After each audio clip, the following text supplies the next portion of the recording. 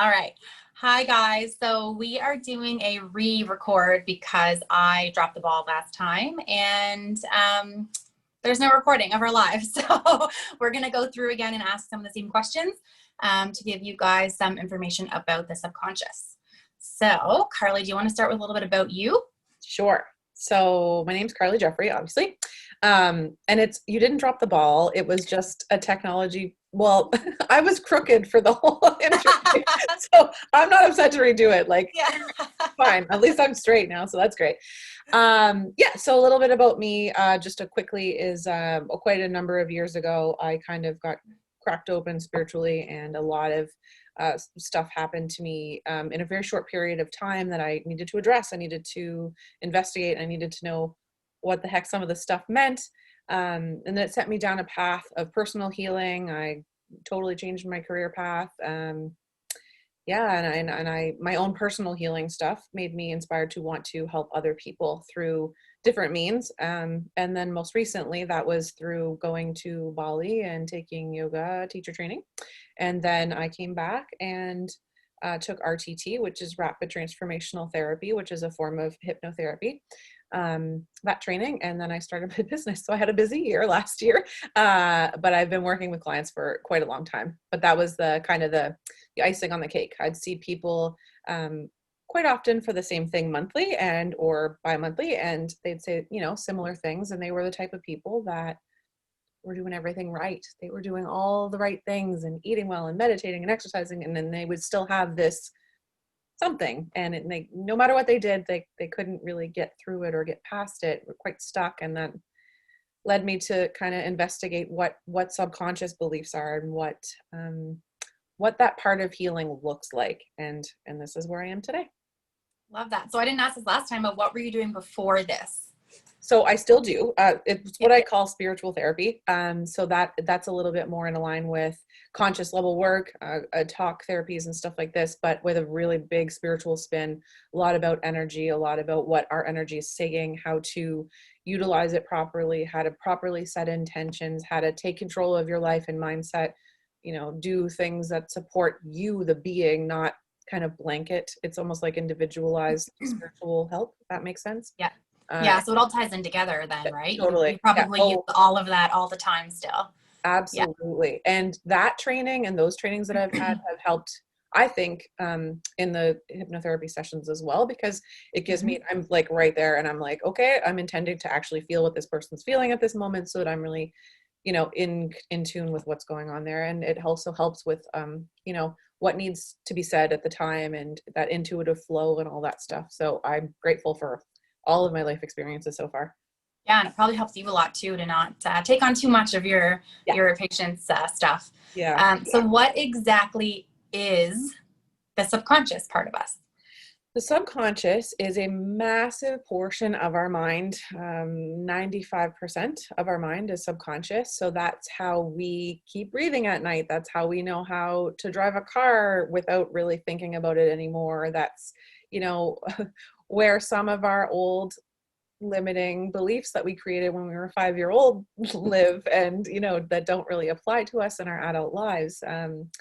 So it's oftentimes the autopilot, the automatic settings, and a giant portion of our functioning mind. Most of it. Yeah. Yeah. So how can it affect us on a day-to-day basis? So we're walking down the street, what kind of things are we taking in? Oh my gosh. I believe that, certain people, every individual is individual. So we take in as much as we can, but in my meditation experience alone, I know that just closing your eyes gives your brain and your mind a rest. Just closing your eyes gives that much less sensory input. So when you go into the subconscious, when you go into those states of being, it's a relaxed state of being. So you'd be fully subconscious if you were, say, walking down the street and it's a really relaxing experience. Your brainwave states, I'll talk about that a little bit later if you want to remind me the brainwave states that we would be in. So a nice peaceful walk in the woods where, you don't have time constraints and all that stuff, you're going to be in that subconscious. You're going to be in that almost hypnotic sort of state. if you're walking down the street and it's a super busy situation, there's traffic, or you could get hit by a car, you're going to be alert, full beta, you're going to be, alert and aware. But the subconscious is, every part of our being. It's what keeps us knowing how to walk. It's what keeps us, aware and stuff like that. And how it affects us, as far as an effect would go, like say if a person, I'll use anxiety because especially with what we're dealing with in the times that we're dealing with right now, anxiety is incredibly high. That's what's going to, the automatic programs of someone who maybe was more tendency to be anxious is going to be like watching out, trying to predict what's coming, becoming aware, trying to remain in control, and so on like this. So that's how like an anxious minded subconscious program would work, to be on alert, to be ready, to be predicting, and so on like that. That's an easy one. There's like, I could use different examples for different conditions, of course, but yeah.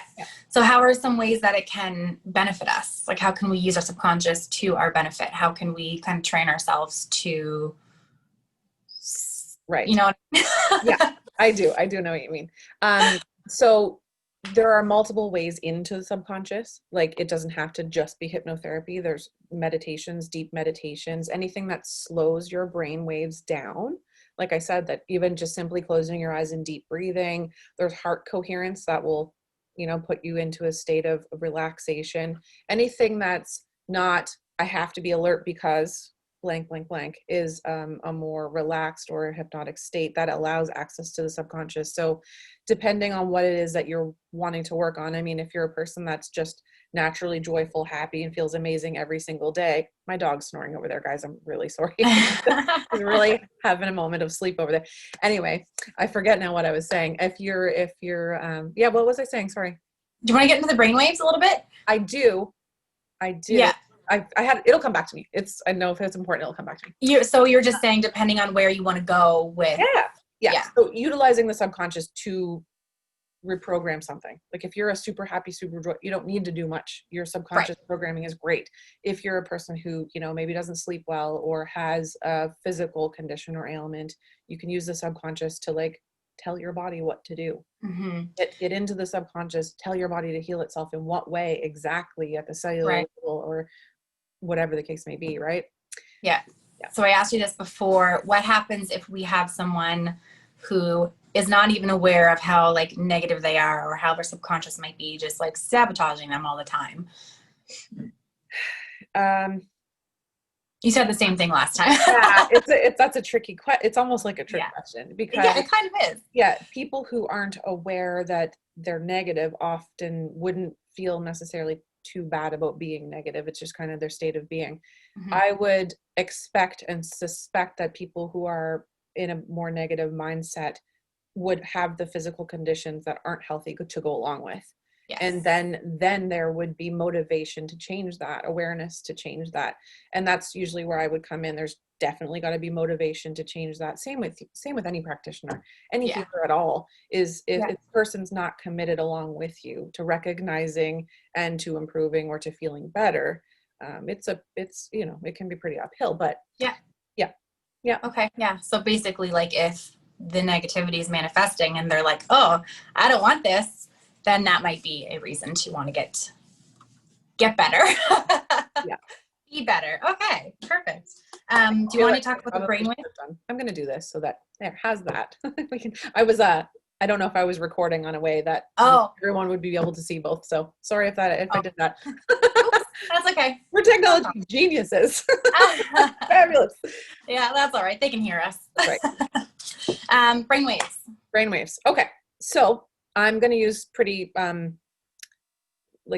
simple, the way that I understand it is pretty simple. So I'm just going to share with that. I'm sure there's some neuroscientists out there that will be like, what? So yeah, please don't. So we have our sleep waves, delta waves, lowest wave, super slow, nice steady wave. That's what's happening when we're asleep.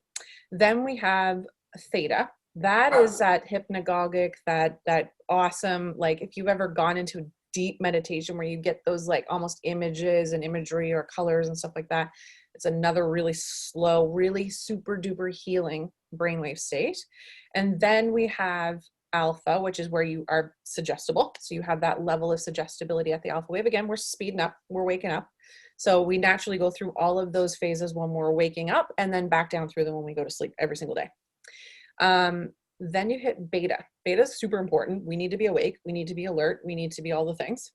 However, sometimes when things go fight or flight, or when things are incredibly stressful in life, we'll go from a regular beta, awake, need to be aware, need to be able to react, and so on like that, to a medium or high level. And a high level would be like highly anxious, super hyper vigilant, super fast mind, super fast brainwave state. And sadly, with the way, the world is now and the amount of stressors that we have in our life and our day to day, a lot of people spend a lot of time there, too much time there. It was only ever meant to be the brainwave state that got us out of hot water, run, hide, rest. And unfortunately, we get shunted up into these higher brainwave states and stay there because, you just had 8 hours at the office and it was like a bonkers day and you had to do one thing and the next thing and you So those are the brainwave states, and you would want to be mindful that you're not spending too much time in those higher, super high vigilant, super aware, whatever, and utilize it when, in and out of the fight or flight, like we were programmed or supposed to be able to do. Right. Yeah. So I'm not sure if this is kind of separate, but can you change the brain pathways to be better? So what you're actually talking about is neuroplasticity. The answer is yes. What we would have the capacity to do is rewire some of the programs or beliefs if they're not helpful. If they're helpful, obviously we're not going to go in and change that, obviously. So the ones that are limiting or negative or unhealthy, we can go in and we can either meditate on or have a hypnotic recording, or that's what kind of the end of what a session with me looks like. The recording is personalized to the person so that whatever comes up gets repetitively kind of brought back in over and over and over and over again. You tell your mind the same thing over and over again. So I'll use like a conscious example of mindset when it comes to exercise. So if you look at exercise as something else on your to-do list, something else that, it's something painful, or, plank routine was miserable today, or blah, blah, blah, blah, you're associating exercise with pain. And the brain's always going to take you away from pain and towards pleasure. So in that instance, pleasure is going to be probably laying on the couch with popcorn or something. Always. Pizza. Right. So if you're in a position where you absolutely need more movement, or you need more strength training or whatever like this, and you tell yourself it's pain, you're really never going to have the subconscious help to move towards doing those things unless you repetitively tell it otherwise. Actually, the truth is, pain is stiffness, weakness in certain areas of my body, needing help and this and that all the time or whatever. And if you associate pleasure with having exercised, having had the blood pumping and the blah, blah, blah, and knowing that your body loves it, it decreases your pain because you have more mobility or whatever you're working towards, then that becomes pleasure, and pain becomes stagnancy and not doing anything. So that's how you rewrite those neural pathways, those thought processes, those automatics. You have to tell it something different. You have to tell your brain something different, because it'll always move you towards pleasure and away from pain. So what you label, you've got to be careful with what you're labeling things. Yes. So you can do that with kind of anything then. Absolutely. Yeah. And so when people are like, oh, don't tell me to think positive, right? That's going to tell you to think positive. Yeah. This is, it's different, but it's the same, because, think negative less. or rename or relabel something. If you don't want to say it's a positive thinking, then tell your brain what it is, whatever you're trying to achieve, like whatever you're trying to achieve. What would you like it to be? That to be the pleasure. You want the goal, the end goal to be pleasure. And I use the example because it's a really super easy one to, of course. You know what I mean? Like a lot of people will fall on and then off the wagon, then on the wagon. Because exercise can be challenging. Yeah, totally. But it doesn't necessarily mean it's a bad thing. Yeah, sometimes you just got to tell yourself tiny little lies and get through it. Nothing wrong with that. Make it till you make it a little bit. That's right. So what's the best thing that you find you can do to help rewire these pathways? Repetition. 100%. Stick with it, stick with it, stick with it. In my trainings, in my other trainings, the way that I would phrase that, or the beliefs that I have come to know are helpful, is you have to shift the consciousness of something in order to create true lasting change. You have to change the consciousness. So for someone who, had the same story for a really long time, say they lived in lack, say they grew up in a family that had very little, and so they would make lots of money but still shop in sales only or whatever, and have that lack mindset. You have to shift out of that and into the abundance mindset, which is a change of consciousness. You have to make that, the abundance, your natural state of being in order to create long-term change, like true change. So you got to stick with it. You've got to stick with it until it almost feels redundant or like memorized kind of thing. It's you. It is you. You're not trying to be it anymore. It just is you. Yeah. Is there a timeline? Nope. Just different for everyone? No. Yep. I think it depends on, how deeply the beliefs have been instilled and for how long. That does play into a part a little bit. I have noticed working with teens it's usually pretty quick. They usually reprogram very quickly, because very likely the beliefs that they have created have only been there for a few years. So sometimes, if it's a long-term from childhood and I'm working with someone who's, towards retirement, that can take a little while longer on the reprogramming, just simply because it's been there for longer. So you have to do a little bit more work changing that consciousness. Yeah. Same thing with, treatments with me. Like, if something's a lot more chronic, it's going to take a little longer to get it undone or reverse that thing. So, exactly. Yeah. However, I have seen too, and I'm sure you too have seen, sometimes 1 or 2 treatments like of acupuncture is enough, because whatever reason. Yeah. But you're not wrong. Generally speaking, chronic takes a little longer. Same concept. But I have seen people go like, oh, the light came on. Holy crap, I'll never be the same again. Right. Awesome. Great. Super. Yeah. Perfect. Yeah. Job is done. Yeah. Good. So do you find when you're have sessions with people that the more they do the repetition, the more, I guess, the higher they vibrate, and then it just kind of catapults? Do you ever see that? I wouldn't explain it to people that way, but yes, No. that's how I see it. Yeah, that's how I see it. Because Okay. what goes in the recordings for people is super positive. It's exactly what their subconscious is craved. It's exactly what they're trying to move towards. So yes, it is positive. Imagine if I called you every single morning before you left for work and I said, Amanda, I'm calling you to tell you, like, today is going to be flipping amazing. You're awesome at what you do. You're legit the best. You just started your own business. Look at you go. You're a magical unicorn human being. You keep going. You're doing amazing. Imagine if I called you every single day. Like, eventually you're going to believe me. Yeah. Eventually, so it's the same idea. Yeah. It's the same thing. Gotcha. Yeah. Do you want to touch on vibrations a little bit for those who may not be super into it yet? Yeah. Okay. So, cause that's my world. That's life. That's, exactly. That's So the way that I explain it kind of at the beginning is for people who, aren't so, it's not such a word that they would use, like not first. A little woo woo. Yeah, a little bit is even as, so, scientifically we are cells that break down into molecules that break down into, atoms. That's subatomic vibration. Like you keep chiseling it down and it turns into subatomic vibration. And I think they've gone further, but I don't know yet. So basically our cell suits are just a big bunch of vibrations.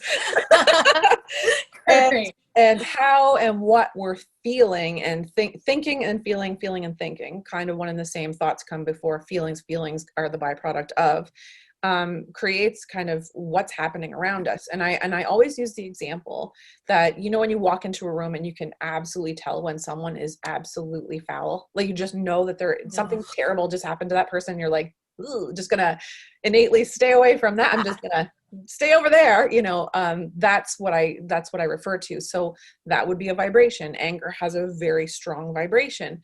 Happiness and joy has a very strong vibration. And some of the other stuff that I've mentioned a little while ago is heart coherence. The Heart Math Institute in California, I think they're in the States. Super duper awesome bunch of scientists down there have been able to measure our heart field between 5 to 8 feet from the body.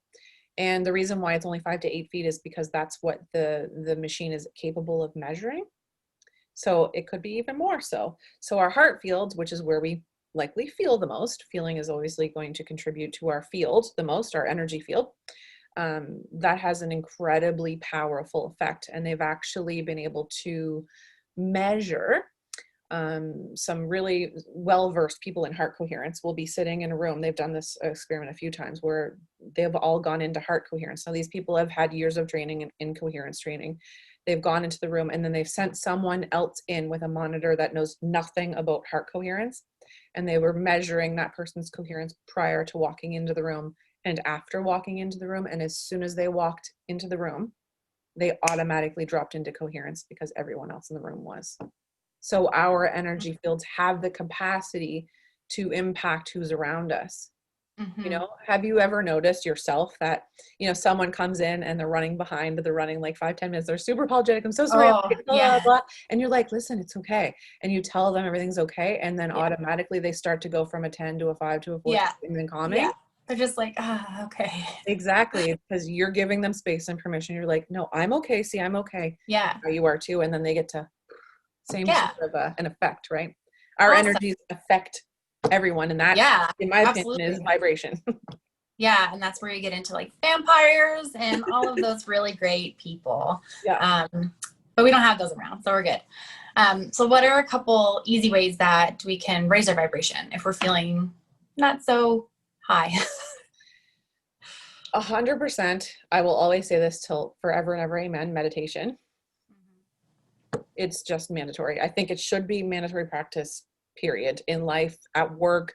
I just think that everyone should bring in, you know, X amount of minutes per day. I think it increases, you know, happiness, productivity, raises the vibe, all the things. And also gratitude. Gratitude is like hack number one when it comes to raising your vibe. Yeah. It really does rewire the thought processes sometimes. And what I always recommend people do when it comes to gratitudes and gratitude journals is you start with 2 or 3 things and then you build on them, but you never repeat. You can never repeat. So you aren't just saying the obvious every day, like I'm grateful for my health or the roof over my head. You say it every single day and it kind of becomes redundant, like that Post-it note that's been on the fridge for 2 months. No, feel it. Feel the things. You got to get to the place of feeling, always get to the place of feeling. So I think I told this story last time, so I will tell it again because it's pretty nifty. Mom and I we went on this like texting spree. It was in a book by Pam Grout. And we would text each other, something amazingly awesome is going to happen to me today. And she would reply back the exact same thing. So cute. And at the end of the day, we would tell each other 3 awesome things that happened. So like I would say XYZ happened to me, and she would write back her 3 awesomes.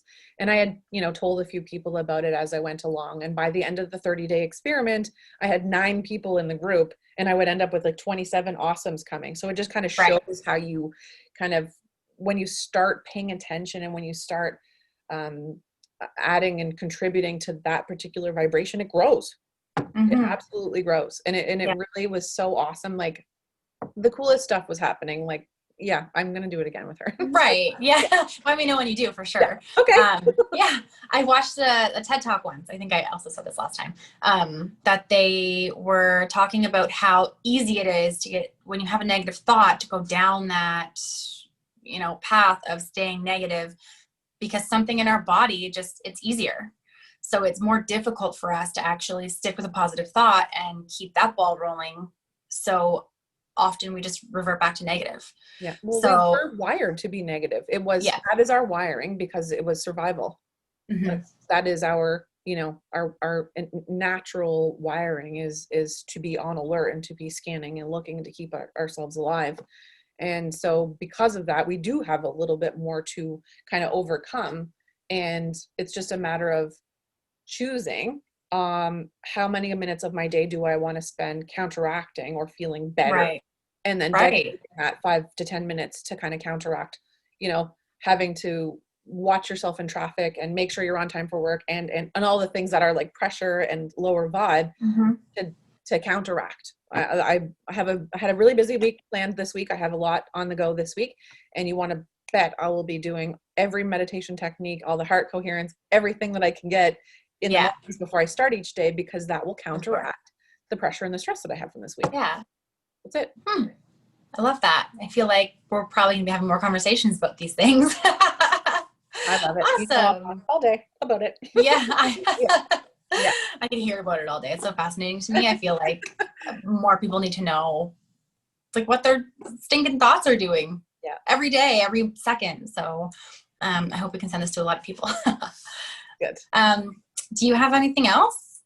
Nothing. I at the end of the last video, I wanted to congratulate you again. I want to congratulate you. You're a rock star. And I honestly, what you're trying to do, like, again, energy is a thing for me. So I saw this Dartmouth Wellness Collective. I saw the name of it and was immediately sucked like a magnet to it. I was like, what's that?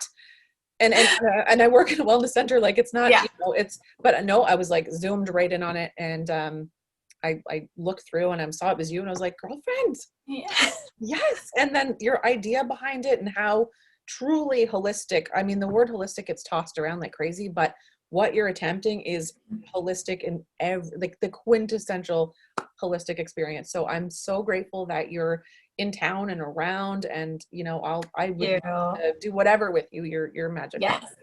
Love that. Thank you so much. I think it's time that we change things a little bit, fill the gaps in the community, and just try to help people, make people feel better, make people happy, work together, support each other. So that's what we're going to do. Awesome. I love it. Awesome. All right. Well, thank you so much. Like I said, I'm sure we'll be chatting soon. We'll do it again. I love it. I mean, this is again, but we'll do it again. Yeah. Not the other ones again. But okay. Thanks, dear. All right. Thank you.